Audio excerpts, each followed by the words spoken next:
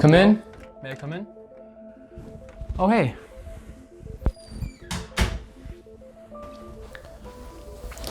How may I help you, sir? I'm just going through a lot of stress and my life has just been very hard. Oh, really, sir? That's actually really sad to hear. You wanted to tell me a little bit more about what happened and just be a little bit more specific about... Yeah, so it all started on the day when I bought my motor for the go-kart. It's a whole brand new motor. I thought everything would go okay, and then, I bought a controller for it.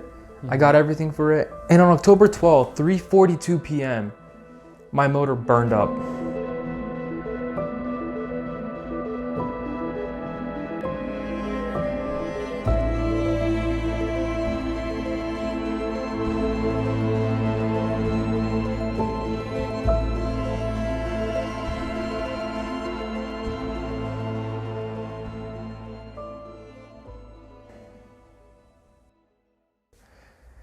I was like, fine.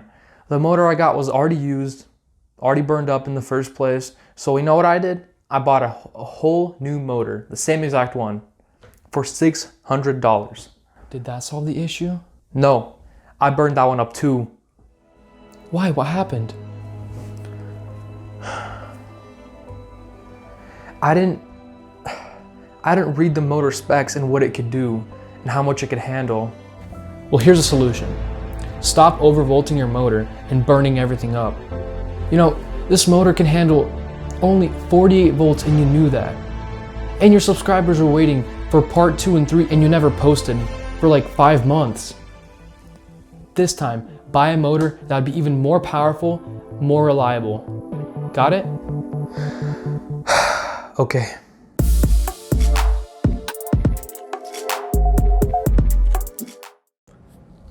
What's up, guys? Welcome back to another video.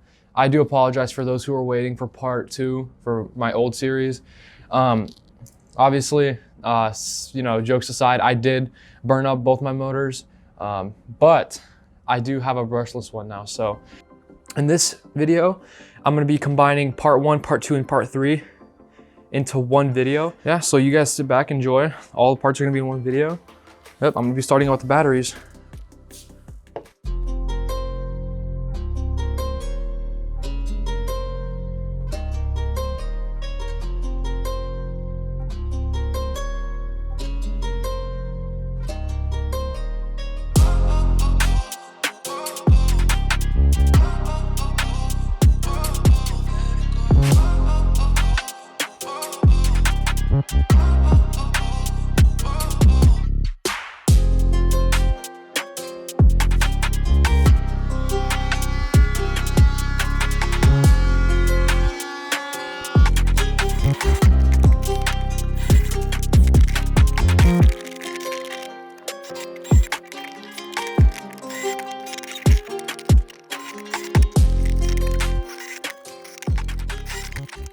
Look like.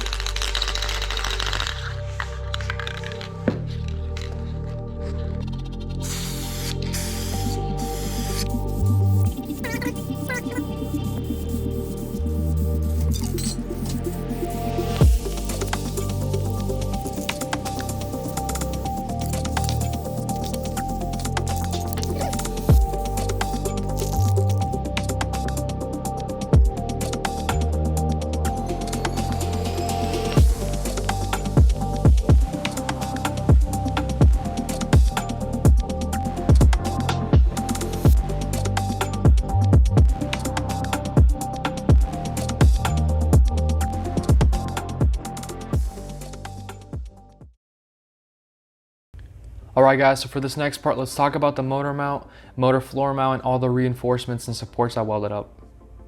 So here are some comparison pictures between my old motor mount and my new one. Clearly you guys can see that there's way more support from all sides and directions. There's also way more metal and welding that had to be done. So let's talk about the motor mount now. The motor mount design I chose was an adjustable motor mount. So with the motor mount, I have 2 L-shaped pieces of metals, one on each side for the bottom. The design I came up in order for my motor mount to adjust is by drilling 2 long continuous holes on the L-shaped bracket. Each bracket is held by 2 screws that are screwed down towards the motor floor mount. So there are a total of 4 screws that keep the motor from sliding forward or backwards. The design makes easy sprocket swaps or even getting the right tension. It was hard to decide for what I wanted to do for the top to, fully support my motor and keep it in place. So I went to a local hardware store and I saw this thing called like a tractor support arm. I purchased it, was 45 bucks, and it fit perfectly exactly where I wanted it to. So basically it screws in from the top of my motor, the left side of the motor, down towards the frame of the go-kart. I think this is perfect. It should fully support the top part of my motor. If something goes wrong, I see that it's sliding, I'll probably put another one on the right side and get it down towards the bottom as well. But this should be perfect. Learning from my mistakes, I'm moving on from a belt-driven system to a chain-driven system. All this extra fabrication you guys see is to prevent tilt from the motor. Because with my old belt system, my motor would tilt, causing my belt to slip. Here's a little video.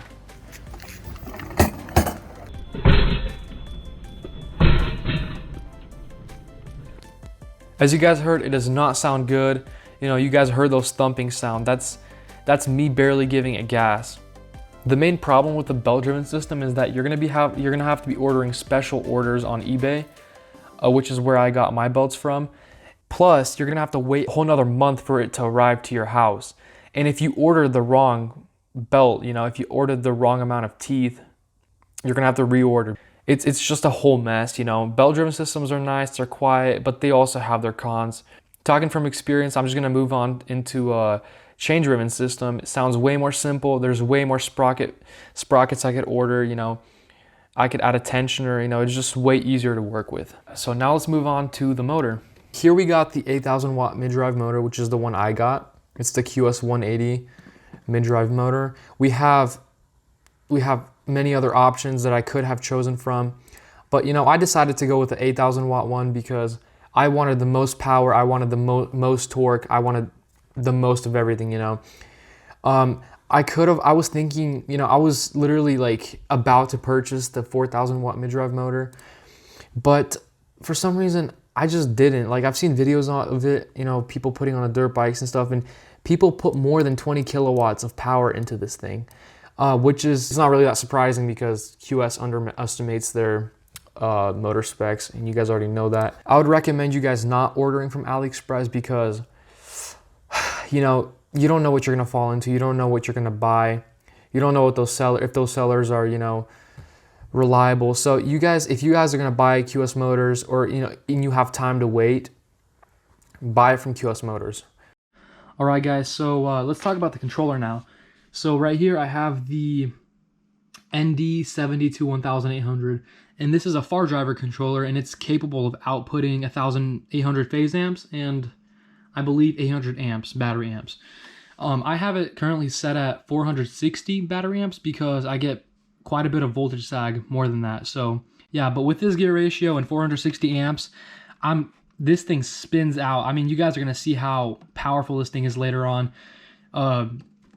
It's just insane. I had the 1 to 2 gear ratio and it could probably go over 100 miles an hour, but with the 1 to 3 gear ratio, it tops out around like 75, which is perfect. And it like, you get no traction at all, so I don't think even more than 450 amps is, I think where it's at is perfect, so yeah, but these batteries are definitely capable of way more, which is insane. It's just insane. So yeah, I have it mounted here.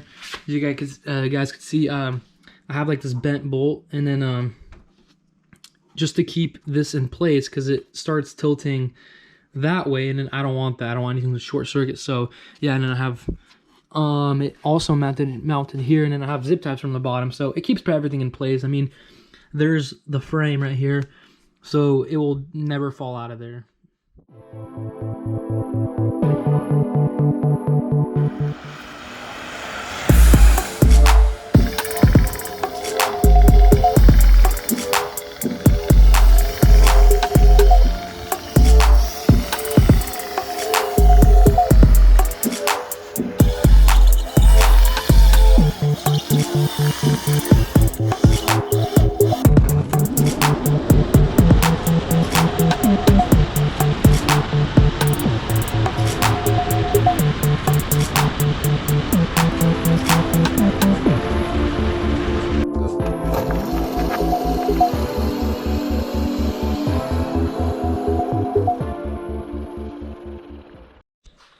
right, guys, this video has come to an end. I want to thank you for making it this far, through the video. I try to make this video as like informative and engaging as possible for you guys, because if it was boring, no one would be watching it. So hope you enjoyed that. One thing I want to show you before I actually end this video is this right here. This will be in my future videos. I'll be converting this to electric, and it should be exciting. So you guys stay tuned, subscribe. I mean, you don't have to subscribe, but if you guys want to see this, become electric, just subscribe or whatever. And yeah, and I'll probably be posting a video pretty soon here. I'll be doing like a battery build, and then hopefully the motor. I'll see how it goes. But yeah, thank you for watching, guys. I'll see you later.